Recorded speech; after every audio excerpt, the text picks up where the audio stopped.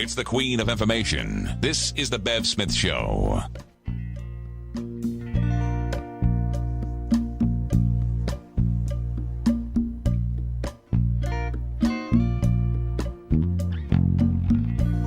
I'm so glad we are family. I want to shout, we are family, and tell the world we are family, and show the world we are family. Take my hand, brother, we are family. You help me, I'll help you stand. We are family. It's a gift from God. We are family. We're so blessed, we are family. We're the people of Africa. We're the African family. Family home in the motherland. Family scattered across the seas. But wherever we have gone, wherever we may be, we're the people of Africa. We're the African family. Forever we are family. Forever we are family. Wherever you and I may be, we are family. We're family. There's been so And so that's what we are, just three sisters, from today back two to lawyers, tragic two sisters, that brought teaching us about all here aspects of the law, in pain and fear. talking about how our Away from destiny all we has love been so determined and dearly. suggesting what we But can do every about it. time What we they were want to do is hear from you. And so if you have a question about the law, go to their website, email them. Who knows? Be sure to put your telephone number or how they can get in touch with you, because we're going to answer your question if chosen on the air. You want to know how to do it? Easy. Easy. The McAbeeFactor.com. The Mcabee. MC, capital A-B-E-E, well, it's all lowercase, right? .com. Get to know them. Cheryl and Charlene, they're part of my family. We said even can't no grave keep our bodies down. We said keep on moving higher and higher. Remember, we don't get no ways tired. So beyond the pain and fear of slavery, across the years and miles of stormy sea, our love has had the victory. We're still the African family. And so, ladies, we pick up the conversation talking about some of the things that may be a hindrance to us now, but what we really need to be talking about is how do we turn this thing around, because you women have a bird's eye view on many things that you'll be sharing with the audience. Pretty soon, I won't even be a part of it. It'll just be the two of them every other week coming by and talking to you and their guest.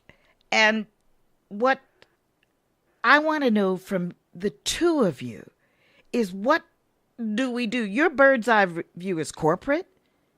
You know about that. You know about the law. You know about industry. You know about real estate. You know about employment because you were judges in that area. You know about labor laws. What do we need to do from your point of view?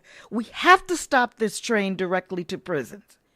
We have to stop black men from killing each other. And I just want to send out my love to the Honorable Minister Louis Farrakhan, because he marched with, what was the priest's name that has offered us the church, Brooke, up in Chicago, the wonderful priest that Minister Farrakhan marches with all the time. Oh, I can't think of his last name. He's just wonderful because he and Minister Farrakhan, yes, Catholic priest, Minister Farrakhan, going through the community, talking to the young men that are there. I just want to send out my love to him. Okay, ladies, we are in a bad situation, and you have a bird's eye view. What do we need to do? And how do we need to do it now? I mean, stop talking about it and just start doing it. Well, you know, Bev, to get some of these men from, well, let's back up a minute. When we were coming along, when people went into prisons, they went in there and the prisons tried to rehabilitate them. Then all of a sudden in the 70s, the idea was, we're not going to rehabilitate them. That's, we're not spending any money on them. This is just going to be punishment. We're just going to house men. And then they came with all these sentencing guidelines. And the sentencing situation said, if you do this, you're going to get an automatic that. And if you do that, you're going to get this. And they were automatic. The judge had no control of them, and they were long-term. Now we've housed so many men, and we've got so many people. And I say men because really the prisons are basically men. And matter of fact, when you talk about black and white, when you talk about state prisons, I've looked into this a lot, and state prisons are basically white men and black men. And, they try to link us with other races, but basically almost every state but New York, the only two major groups are white men and black men, okay? So now what they're realizing is because the states are drowning in debt. Matter of fact, they were saying that nationwide state spending on corrections has risen faster in the last 20 years, and that's from 1988 to, let's say, 2008, than spending on nearly any other state budget, increasing from $12 billion to $52 billion. So now the states are drowning in debt. I mean, how many prisons can you build? Even here in the state of Pennsylvania, we built prisons. It's so bad now that even with all the prisons we built, we're now sending prisoners to Michigan and Virginia, and we're making contracts with local counties to put the men in there. I mean, we're just overflowing with prisoners. So now the states realize something must be done. So the federal government has passed some acts, and I think that we need to get behind these. They passed the Second Chance Act and the Justice Reinvestment Act, and now there's some case studies out there which show some dramatic changes. Matter of fact, there's a case study about what's happening in Texas and what's happening in Kansas. They're reducing their budgets, and they're reducing the number of people in prison. And matter of fact, I don't know how much time we have, but I'd like to maybe even tell you about what's happening in Texas and Kansas if you have the time right now.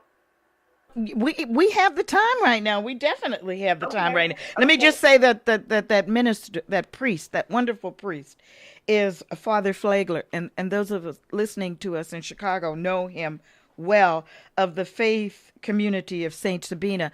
He is also going out in the community and organizing men as Minister Farrakhan is doing and going directly to these young men, and we need more of that. Go ahead. Well, in 2007, they started looking into the prison population in Texas, and they projected it would be growing by the rate of more than 14,000 over that next 5 years.